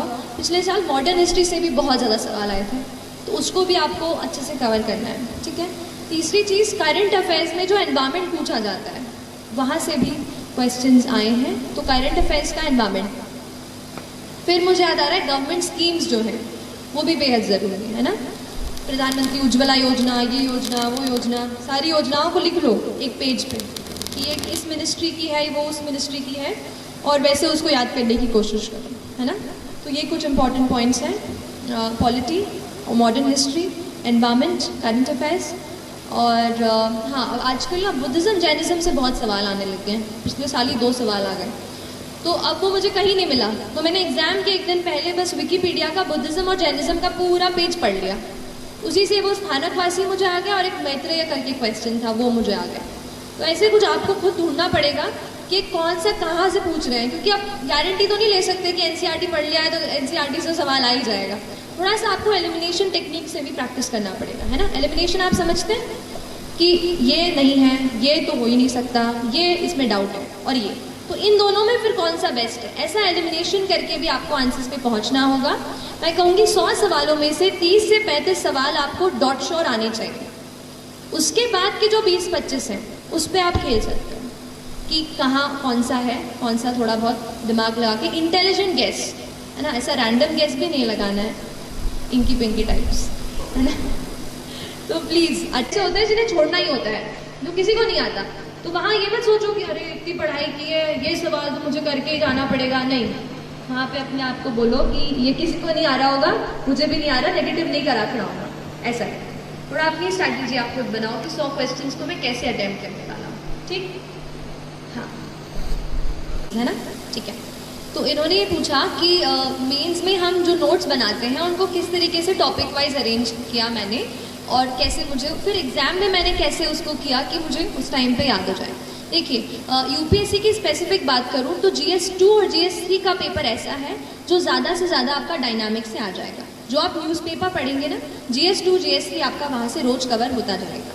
तो उसके लिए तो आंसर राइटिंग ही मैंने की, और आंसर राइटिंग से ही मुझे टॉपिक्स पता चल गए थे कि ये। जहाँ तक नोट्स की बात है, तो जो भी एडिटोरियल आते थे ना द हिंदू में या इंडियन एक्सप्रेस में, उनके मैं नोट्स बनाती थी। तो कोई जैसे टॉपिक हो गया उसका अलग से प्लेन पेज में, और हाँ, प्लेन पेजेस को इसलिए स्ट्रेस कर रही हूँ क्योंकि आंसर वहाँ पे आंसर शीट में प्लेन शीट ही मिलती है, वहाँ रूल शीट नहीं मिलती। तो आप शुरू में लिखोगे तो वैसा, तो कभी ऐसा जाएगा, तो आपको प्रैक्टिस करनी है ताकि स्ट्रेट आप अच्छे से लिख पाओ। तो मैंने नोट्स भी अपने प्लेन पेजेस में ही बनाए, एंड एडिटोरियल्स के नोट्स बनाए, ऐसे अलग अलग मैंने किया।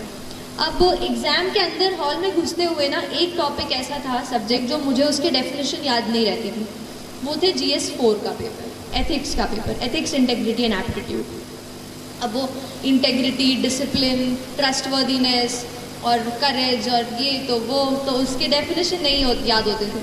तो इतना छोटा सा, एकदम इतना सा पेज पे मैंने एक डेफिनेशन कहीं कहीं से बना के अच्छी से वो लिख ली। फिर उसको मैं जाते तक मैं उस पेज को देख रही थी।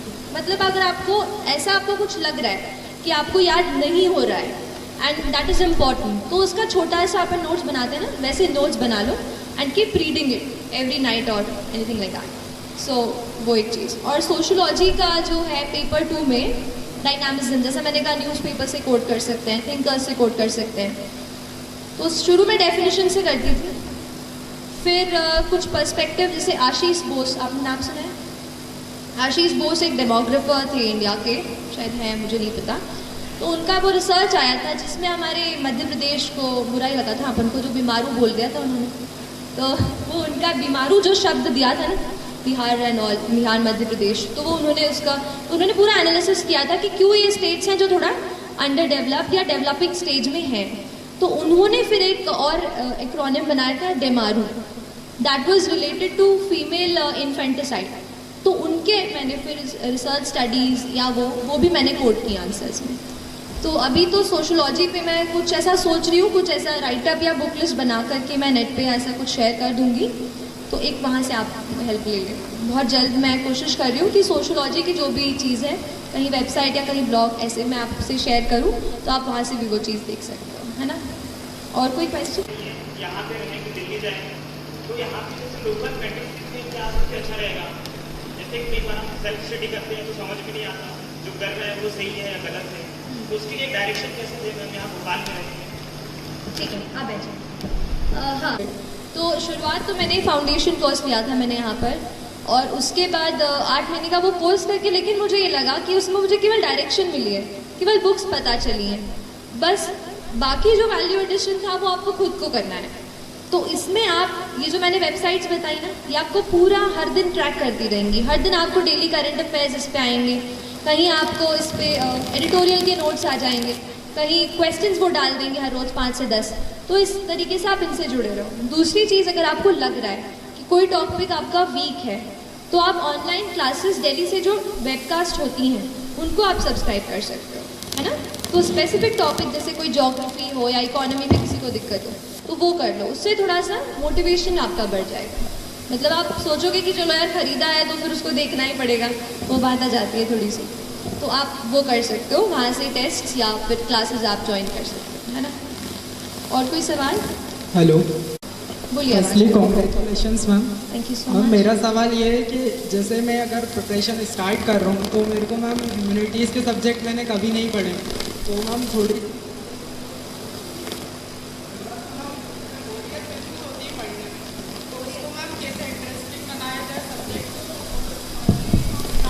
तैयारी, तो शुरुआत में प्रिपरेशन से शुरू किया जाए ताकि हम आगे उसमें वर्क कर सकें। ठीक है, तो ह्यूमैनिटीज़ पढ़ना शुरू किया है तो सीधा बुक से शुरू मत करो। मैंने क्या किया था, न्यूज़पेपर्स उठाए थे सबसे पहले। तो कॉलेज जाती थी, बस में एक न्यूज़पेपर शुरू में आधा, आते टाइम आधा, ऐसे करती, क्योंकि कॉलेज के साथ मैंने प्रिपरेशन किया तो टाइम एकदम मुझे कम मिला। तो मैंने कोशिश की कि जहाँ भी ट्रैवल जैसे कर रहे हैं, हम कई बार ईयरफोन्स लगा लेते हैं, तो अब पढ़ने लगे हैं तो ईयरफोन्स की जगह पे न्यूज़पेपर निकाल लीजिए। ऐसा थोड़ा सा एडजस्टमेंट कीजिए, अपना एनवायरनमेंट चेंज कीजिए पढ़ाई का। ह्यूमैनिटीज़ को स्पेसिफिक लेके जो क्वेश्चन है कि हाँ बोरियत आएगी, मैं भी हिस्ट्री पढ़ते पढ़ते सो जाती थी, और ज्योग्राफी तो आप पूछो ही मत कैसे मैंने पढ़ा है, तो ठीक है, तो ऐसा होगा आपके साथ भी। बट न्यूज़पेपर से शुरू करो, वो चीज़ें आपको इंटरेस्ट दिलाती हैं, ठीक है। जैसे कोई चीज़ आप पढ़ते हो कि ये जो है ना, आज जैसे आज कौन सा डे है बताइए आप मुझे। हाँ, आज वर्ल्ड हेरिटेज डे है, राइट। तो आज वर्ल्ड हेरिटेज डे पे आप यूनेस्को की वेबसाइट पे जाओ, या जो भी यूनाइटेड नेशंस इसको मना रहा है उसकी वेबसाइट पे आप चले जाओ। आज उनके उसमें आपको देखो कि अलग अलग फोटोग्राफ्स, बहुत सारी चीज़ें आपको मिलेंगी। सो you can learn the UNESCO world heritage sites आज ही। इंटरेस्ट डेवलप करना पड़ेगा, ज़रूरी नहीं है बिल्कुल कि बुक खोल के बैठे तो इसको ही कवर करना है। इंटरनेट से हेल्प लो, इंटरनेट बहुत मुझे भी हेल्प किया, बहुत ज़्यादा, उससे भी मैंने थोड़ी वैरायटी आ जाती है उससे। तो ऐसे अलग अलग सोर्सेज से पढ़ाई करो। और जैसे अगर हिस्ट्री बोरिंग लग रही है तो कभी उसके साथ कोई और ऐसा सब्जेक्ट का कॉम्बिनेशन बना लो जो आपको इंटरेस्टिंग लगता हो, है ना। तो अपने आप को रिवॉर्ड दो, कभी एक चॉकलेट खा लो रात को, पढ़ाई अच्छी कर ली हो तो। किसी को आइसक्रीम पसंद है वो खा लो। देखो मैं कह रही हूँ ना, अपने सबको सब बोरियत होता है यार, इतनी पढ़ाई अपन को नहीं जमती है, बट कर लेते हैं ना तो सच को अपने दिल को भी थोड़ा ट्रिक करो, है ना। तो बोरियत तो होगी, but we have to manage anyhow. Anybody else? My question is, what you did in your last month before prelims, and why did you shift from Hindu to Indian Express, and how do I make balance among solving mocks, revising static, focusing on current affairs and CSET also efficiently in coming days? So that's my confusion, ma'am, actually my question. True. बहुत important 40 days about. तो इतने time में आप कुछ test लगा चुके होंगे, तो उन टेस्ट को आप ये समझो कि वो नेचर ऑफ मिस्टेक जो आप कर रहे हैं वो क्या है। देखो गलतियाँ हम सब करते हैं, मेरे भी 90 मार्क्स ही आया करते थे ऐसे मॉक में इतने दिन पहले, 80, 90, 70, तो मुझे लगा ये 110 का आंकड़ा तो मैं पार नहीं कर पाऊँगी, ऐसा होगा। तो लेकिन आपको क्या करना है, आपकी जो मिस्टेक कहाँ हो रही है उसको आप पकड़ो। अच्छा मिस्टेक कैसे, नॉलेज का गैप है क्या, कहीं कोई चीज़ मैंने कि मुझे 3 में से 1 आ रहा है फिर भी मैं अटेम्प्ट कर रहा हूँ और वो नेगेटिव हो जा रहा है, वो पकड़ो। कभी कभार हम सिली मिस्टेक कर देते हैं, ए का बी, बी का डी मार्क कर देते हैं, तो क्या ऐसी मिस्टेक है? अपने नेचर ऑफ मिस्टेक को एनालाइज करो। और अगर आपको ये लगता है, मेरे साथ ऐसा हुआ था कि मेरा नॉलेज का गैप सामने आ रहा था कि this thing I have not studied, तो उस टाइम पे फिर मैंने पेपर लगाना कम कर दिया और थोड़ा अपनी रीडिंग पे, स्टडी पे फिर से फोकस किया, ठीक है। तो आप स्टडिंग पे फिर से जाओ, जो आपके क्वेश्चंस गलत हो रहे हैं आप उसको फोकस करो। और क्या सवाल आपने इसके साथ पूछा था? हाँ ठीक है, न्यूज़पेपर नहीं, तो I just correct myself if you got me wrong. It was only after I had done my mains when I got an interview call, then I started reading one more newspaper. Otherwise, so the Hindu is only thing which you have to read for civil service. Otherwise, आप जो online articles आते हैं जैसे Live Mint, right, Live Mint पे काफ़ी articles आते हैं। PRS legislative research आपने सुना होगा, वहाँ पे आर्टिकल्स आते हैं, तो वो आप पढ़िए। इंटरव्यू में ये रहता है थोड़ा सा ओपिनियन आपको ज़्यादा पता होना चाहिए, क्योंकि एक ही ओपिनियन पढ़ेंगे तो उनके सामने मल्टी डायमेंशनल आंसर नहीं बता पाएंगे। इसलिए फिर मैंने आफ्टर इंटरव्यू कॉल फिर मैंने दूसरा पेपर उठाया। बाकी तो एक भी ख़त्म नहीं होता यार पूरा, दूसरा कैसे पढ़ेंगे, है ना। टेस्ट एंड यू फाउंड कि आपकी अभी गलती हो रही है, तो फिर आप स्टडी पे जाओ ना, है ना। बाकी एनीवेज कमिंग टू जैसे लास्ट मैं कहूँ 15-20 डेज में आप 1 वॉक पर डे ऐसा करिए, और थोड़ा उसी टाइम में जैसे पेपर कब है, एडमिट कार्ड आ जाएगा तो पेपर का टाइम पता चल जाएगा, राइट, 9 से 11 है क्या है, तो उसी टाइम में बैठ करके यहाँ पे बॉटल रखी, यहाँ पे वॉच रखी, वैसे ही टाइम में अपने आप को बैठ के प्रैक्टिस करवाओ, ठीक है। क्योंकि गर्मी बहुत होने वाली है 2 जून को, तो अपने आप को उस एनवायरनमेंट में भी ढालना बहुत ज़रूरी है। तो इस प्रकार से कर सकते हो, कभी 1 वॉक पर डे, नहीं तो 50 क्वेश्चंस पर डे, या तो मिक्स लगा लिया कभी, या कभी लग रहा है कि आज मुझे एनवायरनमेंट का रिवीजन करना है तो एनवायरनमेंट के 50 सवाल लगा लिए, ऐसा। It depends totally on you कि आपकी नीड क्या है, आपको नीड पहले अपनी खुद की पहचाननी है ना। और कोई सवाल? और एक ही बार दिए हैं, बट जर्नी से मुझे ये लगा when I was into the process of preparation कि यूपीएससी आपको कोई बायस नहीं रखता है। देखिए, आप समझने की कोशिश कीजिए, पीटी आया पीटी गया, पीएमटी आया पीएमटी गया, पर यूपीएससी की जो ऑथेंटिसिटी है, जो उसकी क्रेडिबिलिटी है, वो आज तक मेंटेन है। आज तक जो बच्चे उसमें से सिलेक्ट होते हैं वो आज IAS officers, IPS, all India service, IRS में जाके सर्व कर रहे हैं। तो उस एग्जामिनेशन और उस इंस्टीट्यूशन की जो क्रेडिबिलिटी है वो बेहद हाई है, और वो इसलिए क्योंकि वो कोई बायस नहीं रखते हैं कि हिंदी माध्यम का बच्चा है या तेलुगु माध्यम में लिख रहा है तो उसको हम नहीं वो करेंगे। तो मुझे नहीं लगता कि उस इंस्टीट्यूशन में कोई बायस है। अगर कोई कमी आ रही है जो मुझे लग रहा है, जिसकी वजह से जैसे हम देखते हैं कि हिंदी माध्यम में जो छात्र दे रहे हैं उनका अगर रेशियो कम है, तो मेरे पर्सनल ओपिनियन में शायद जो है ना मटेरियल का दिक्कत आ रहा है। आजकल इंग्लिश में इंटरनेट पे वेबसाइट्स हैं, सब इंग्लिश में रहती है, तो उनसे जैसे मैं इंग्लिश मीडियम से थी तो मैं कोई भी वेबसाइट पे जो भी मटेरियल हो उसको मैं एक्सेस कर पा रही थी। पर शायद अगर कोई हिंदी माध्यम का छात्र है उसके लिए शायद मटेरियल की दिक्कत आ रही है। लेकिन मेरे ज्ञान में आया है कि कुछ कोचिंग्स ऐसी हैं या कुछ जैसे वेबसाइट्स हैं जो हिंदी में ही मटेरियल प्रोवाइड करते हैं। तो अगर आपका माध्यम हिंदी हो तो ये मन में बिल्कुल ना सोचिए कि यूपीएससी आपसे भेदभाव करेगा या उससे आपको कम मार्क्स देंगे। अगर आप में काबिलियत है, आप सही तरीके के आंसर्स लिखते हैं, जो पूछा है वो आप बताते हैं, तो आपको ज़रूर मार्क्स मिलेंगे, है ना। और कोई सवाल? Thank you so much. Ma'am, मेरा क्वेश्चन ये है कि जब आंसर राइटिंग करते हैं मेन्स के लिए तो बहुत लेंथी हो जाता है, और कभी कभी स्पीड भी मेंटेन नहीं हो पाती, और स्पीड होती है तो क्वालिटी मेंटेन नहीं हो पाती है, और बहुत प्रैक्टिस करने के बाद भी नहीं हो पाता है पूरे पेपर का। ठीक है, अगर प्रैक्टिस करने के बाद एनालिसिस पे ज़्यादा टाइम दो अपने आंसर पे। आप तो खुद का आंसर लो कि देखो कि मैं कितना, ये टॉपिक है, चलो ठीक है। जब हम लिख लेते हैं और टाइम का कंस्ट्रेंट नहीं रहता, तब आप आराम से सोच सकते हो कि इस सवाल में मुझसे ये पूछा था कि 1857 के रिवोल्ट के बाद में इंडिया पे क्या इम्पैक्ट पड़ा, और फिर अगर ये नहीं होता तो क्या होता है, ऐसा कुछ जो भी मन से सवाल बना रही हूँ। तो वैसा सवाल आप क्या मैंने उस क्वेश्चन के नीड को, डिमांड को एड्रेस किया है कि नहीं, क्या मैंने ऐसे पॉइंट्स डाले हैं कि नहीं। तो भले ही आप सवाल लिखने, आंसर लिखने में आप 15 मिनट दे रहे हो, तो आंसर के एनालिसिस में आप भले ही 45 मिनट्स दो, पर analyse the question thoroughly whether और not I am able to address the demand of the question जो पूछा गया है। ठीक है, एनालिसिस करके आप समझ जाओगे कि यहाँ क्वालिटी की दिक्कत है। तो फिर आप, मैं कहूँगी शुरू में आप टाइम मत सोचो, आप सोचो ठीक है जितना टाइम ले रही हूँ लेने दो, धीरे धीरे वो हो जाता है। आप एकदम अपने आप को टाइम के कंस्ट्रेंट में मत बांधो, क्वालिटी पे ज़्यादा फोकस करो, है ना। एंड एक और चीज़ है, क्योंकि इन्होंने, एक सेकेंड, इनका सवाल, I just share one fact with you. 759 बच्चे सिलेक्ट हुए इस साल, ठीक है, फाइनल लिस्ट में यूपीएससी की। And there are just 182 girls ma'am, just 182 out of 759, मतलब हम 50-50 हैं। और यहाँ पर हमारा इतना जेंडर इम्बैलेंस है। तो मैं सारी गर्ल्स जो अभी मुझे सुन रहे हैं, टेल यू प्लीज़ प्लीज़ खूब सारा अच्छे से पढ़ाई करो। ये जो जेंडर इम्बैलेंस चल रहा है ना 759 में से बस 182, ये हमें बढ़ाना है बस सिलेक्शंस, ठीक है। तो प्लीज़ ऑल द गर्ल्स, हमारे पास डिस्ट्रैक्शन कम होते हैं ना, दोस्त नहीं होते बाहर ऐसे घूमने फिरने के लिए ज़्यादा, तो उस चीज़ का थोड़ा फ़ायदा उठाओ और अच्छे से प्लीज़ अपने आप को डेडिकेट होकर पढ़ाई करो please. This message is specially for girls, otherwise तो सबके लिए ही बोल रही हूँ।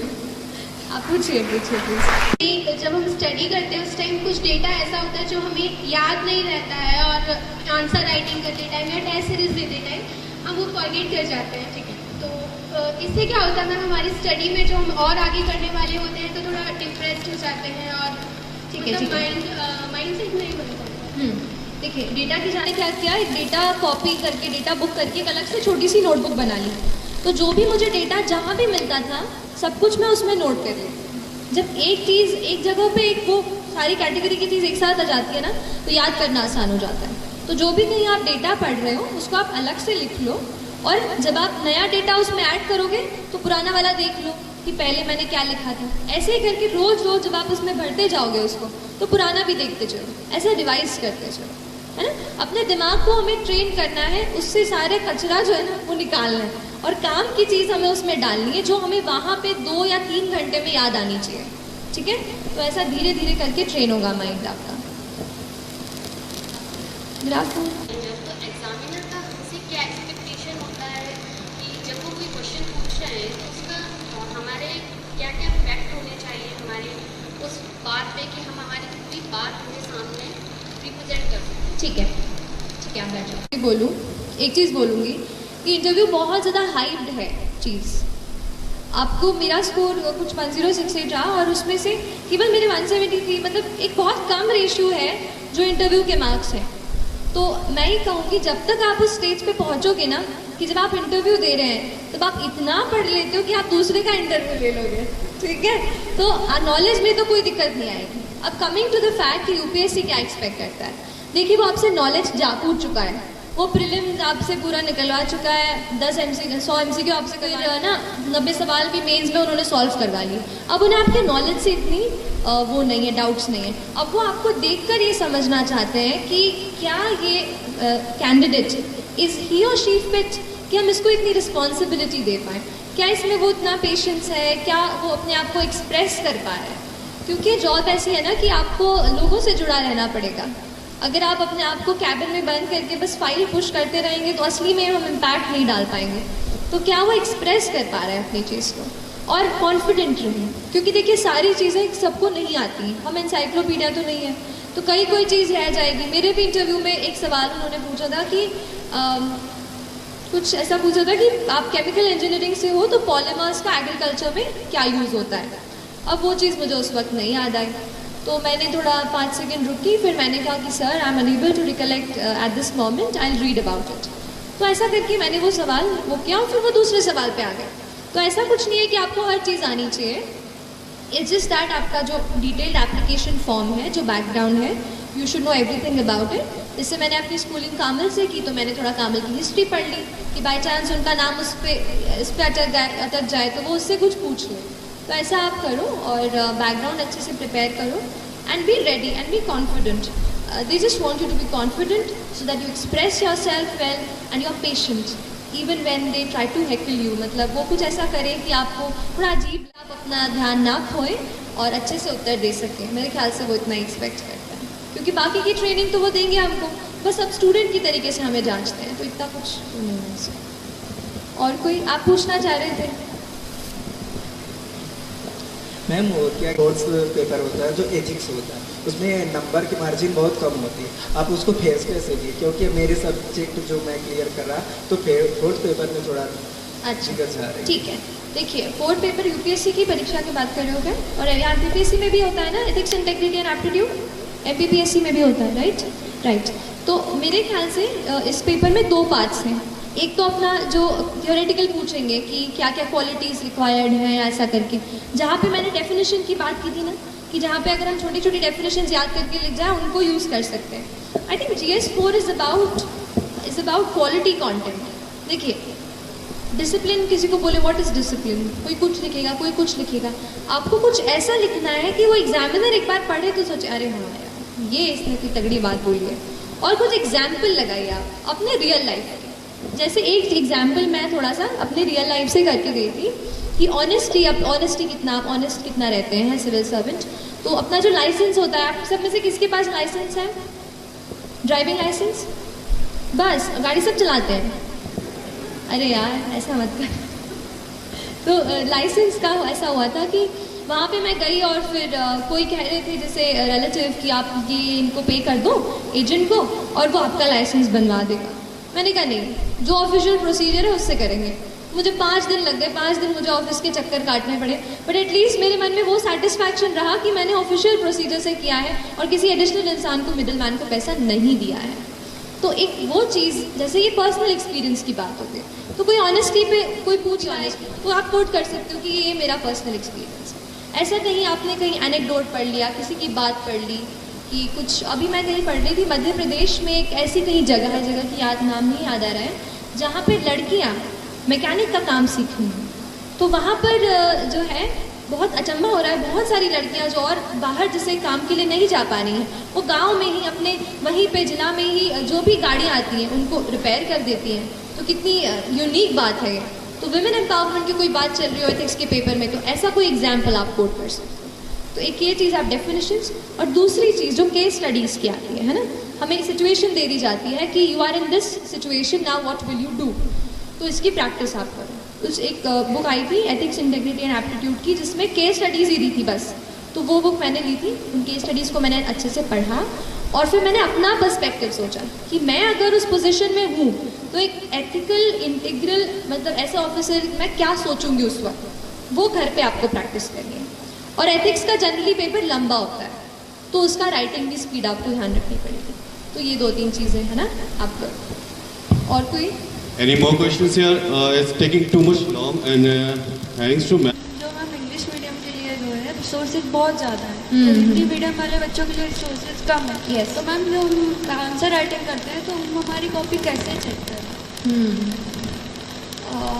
देखिए, मैं ऐसे चीज़ों के कांटेक्ट में नहीं आई हूँ जो हिंदी मीडियम वाले इसको करते हैं, लेकिन मुझे ऐसा लगता है कि लास्ट 5 को रिजल्ट आया था, आज 18 तारीख। ऐसे बहुत सारे लोगों से मैं मिली हूँ जो इस इंडस्ट्री में काम कर रहे हैं एज ए टीचर या एज एन एस्पिरेंट।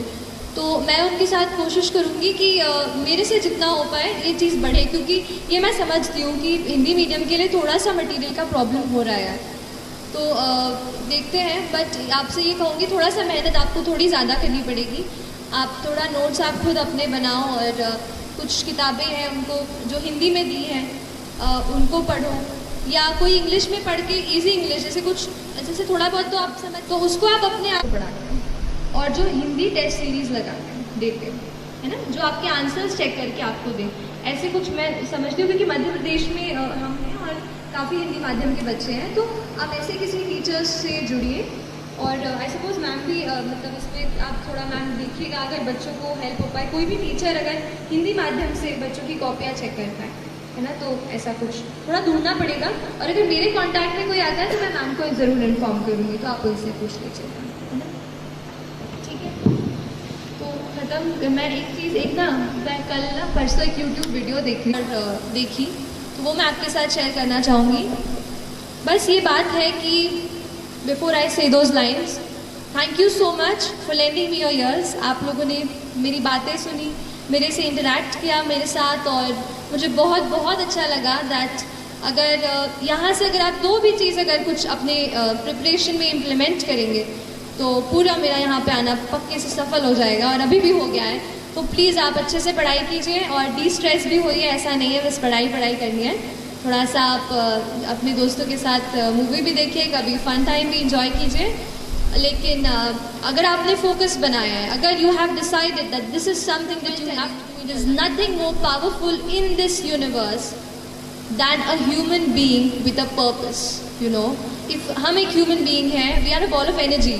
अगर हम ये डिसाइड कर लें that we have a purpose in mind, then nobody can stop us. Believe in this thought. मैं यहाँ पे बिल्कुल वो चीज़ फॉलो करके आपके सामने खड़ी हूँ, and you can be here as well, है ना? तो please believe in yourself, don't get demotivated. If you get, फिर से अपने आप को ट्रैक पे ले आओ। और एक दो चार लाइन ही है कि डर मुझे भी लगता था फासला देखकर, डर मुझे भी लगता था फासला देखकर, पर मैं बढ़ता गया रास्ता देखकर। डर मुझे भी लगता था फासला देखकर, पर मैं बढ़ता गया रास्ता देखकर। खुद ब खुद मेरे नज़दीक आती गई, खुद ब खुद मेरे नज़दीक आती गई, मेरी मंजिल मेरा हौसला देखकर, मेरी मंजिल मेरा हौसला देखकर। तो आप अपना हौसला बुलंद कीजिए, बड़ा सपना देखिए, बड़ा सपना देखने से डरिए मत, लेकिन जितना बड़ा आपने सपना देखा है उतनी ही बड़ी मेहनत करेंगे तो आप यहाँ आएंगे और फिर मुझे ज़रूर बुलाएंगे, है ना? चलिए, thank you so much for your time and I will take care. कैसा महसूस कर रहे हैं आप सब? एक इस प्रोग्राम को थोड़ा हम अलग बनाने की कोशिश करें, क्योंकि हर कोई आता है, लेक्चर देता है, संघर्ष कर लेना, मेहनत कर लेना, वो तो सबको पता है। आप यूट्यूब भी देखते हैं और यहाँ दिन भर बैठकर 12 घंटे पढ़ते भी हैं, कुछ रात को 11 बजे यहाँ से भगाने पर नहीं भागते। लेकिन इस प्रोग्राम में हम ये चाहते थे कि आपको जो प्रॉब्लम आ रही है वो डायरेक्टली आप पूछो, जो भी हो। आपने पूछा भी, बहुत अच्छा लगा हमें। आपका सृष्टि देशमुख जी, आपका बहुत बहुत धन्यवाद करते हो कि पहली बार ऐसा इतने सारे सवाल आपका जवाब यहाँ पूछा गया और आपने सभी का जवाब, ऐसा कोई भी नहीं बचा है। तो मैं औपचारिक रूप से एक क्वेश्चन था, कुछ पूछ रहे थे, हमें फ़ोटो लेना था, तो आप फोटो के लिए घबराएं मत, हम वीडियो शूट हो रहा है। इस पूरे प्रोग्राम की वीडियो भी हमारे फेसबुक ग्रुप पर आपको मिल जाएगी, उसकी लिंक मिल जाएगी। आप फ़ोटो चाहते हैं तो आपका एक प्रूफ फ़ोटो आप सबका करवाए जाएंगे। लेकिन उससे पहले मैं डॉक्टर वंदना शर्मा मैम को बुलाना चाहूँगा कि औपचारिक रूप से वो धन्यवाद दें। रूप से यहाँ औपचारिकता कहीं रही नहीं है, ऐसा लग रहा है सृष्टि हमारे साथ रही है हमेशा। और अब सृष्टि के ये सेशन के बाद मुझे देश के जो दूसरे बच्चे यूपीएससी में एग्ज़ाम दे रहे हैं उनके लिए ज़्यादा शुभकामनाएं देना पड़ेंगी, ऐसा लग रहा है। क्योंकि यहीं के बच्चे अगर सब सिलेक्ट हो गए तो उन लोगों को शुभकामनाएं देना ही हमारी ड्यूटी बनती है कि हम उन लोगों को भी शुभकामनाएं दें। और सृष्टि यहाँ आई, अपना महत्वपूर्ण समय दिया और आप लोगों के लिए इतना सोचा उन्होंने कि जैसे ही मैंने उनसे रिक्वेस्ट किया कि भाई हमारे बच्चे आपसे मिलना चाहेंगे और उन्हें मार्गदर्शन मिलेगा, तो सृष्टि बहुत सहजता से तैयार हुई। तो इनके आने की, इनकी सहमति के साथ ही मुझे हरिवंश राय बच्चन की एक पंक्ति याद आई कि अनगिनत राही गए इस राह से उनका पता क्या, पर कुछ गए छोड़ पैरों की निशानी, यह निशानी मूक होकर भी बहुत कुछ बोलती है, खोल इसका अर्थ पंथी पंथ का अनुमान कर ले। तो आपने अपने पंथ का अनुमान थोड़ा लगा लिया होगा। और इस सेशन के बाद आप एक दो बहुत ही महत्वपूर्ण बात मैं यहाँ बताना चाह रही हूँ कि बहुत सारे बच्चे तैयारी करते हैं यूपीएससी की, और वो जो प्रिस्क्राइब बुक्स हैं उनसे पढ़ते हैं, केवल उन्हीं को पढ़ते हैं, अच्छी तैयारी करते हैं, उन्हें बता दिया जाता है कि ये बुक इससे पढ़ो, ये बहुत अच्छी पॉइंट्स हैं। लेकिन क्या होता है कि उत्तर सब लोग लिखते हैं, सबके सही उत्तर होते हैं, लेकिन सबका सिलेक्शन नहीं हो पाता, क्योंकि सिलेक्शन उन्हीं का होता है जो थोड़ा सा हट करके लिखता है। और हट करके वो इसलिए लिखता है कि जैसे सबसे पहले सृष्टि ने एक बात कही थी और मुझे वहीं से सृष्टि की सफलता का अंदाज हो गया। उन्होंने ये कहा था कि यदि आप यूपीएससी देना चाहते हैं, इसलिए कि एक प्रेस्टिजियस जॉब है, ये सम्मान है, अधिकार है, यश है, धन है, सब कुछ है, लेकिन यदि एक उद्देश्य हमने ये बना लिया कि हमें इसलिए बनना है कि जैसे हमने किसी गरीब बच्चे को देखा कि ऐसे बच्चों को सबको पढ़ना मिल जाए, मतलब जितना ज़्यादा आपकी पढ़ाई का संबंध आपके प्रेस्टिजियस लाइफ से न होकर के समाज की चिंता को लेकर के होगा, उतनी चिंता आपकी बढ़ेगी, उतना चिंतन बढ़ेगा, आपका लिखने का स्टाइल बनेगा। क्योंकि आप सोच रहे हैं किसी एक खास समस्या को लेकर के, अपने देश की चिंता को लेकर के, देश के किसी ऐसी बात को लेकर के। बहुत बार हम सुनते हैं कि बहुत साधारण परिवार में पढ़ी हुई बच्ची, चाहे वो उसके पिता टांगे चलाने वाले हैं या कोई एक बहुत ही गरीब कृषक है, उनके बच्चे यूपीएससी में इन्होंने अच्छा रैंक मिला उन्हें। इसका कारण ये नहीं है कि उन्होंने बहुत पुस्तकें घोंट डाली होगी, इसलिए कि वो जिस परिवेश में रही है उस परिवेश को लेकर के चिंतित रही होंगी। या वो बच्चे चिंतित रहे होंगे और उस चिंता ने उनको चिंतन दिया होगा और इस चिंतन ने उनको लगन दी होगी और लगन से उन्होंने परिश्रम किया होगा और परिश्रम से उन्हें सफलता मिली होगी। तो हम अपने लिए न करें, केवल ये ध्यान दें कि हमें यूपीएससी क्लियर इसलिए करना है कि हम बड़े अधिकारी बनेंगे, तो ऐसा सोच करके बहुत बच्चे एग्ज़ाम देते हैं। लेकिन सफलता उन बच्चों को मिलती है जो अपने साथ साथ एक चिंता को लेकर के चलते, एक चिंतन को लेकर के चलते, एक समाज से जुड़े हुए होने का, समाज से कोई कुछ देने के भाव को लेकर के जो लोग जुड़ते हैं, उनकी सफलता निश्चित है, तय है। क्योंकि वो जब लिखते हैं तो उनके लेखन में जरूर दूसरे बच्चों से अंतर होता होगा और उनका लेखन उनसे दूसरों से श्रेष्ठ रहा होगा। तो इस बात को भी आप ध्यान में रखिए। आप सबकी सफलता बिल्कुल आपके इरादों पर टिकी हुई है।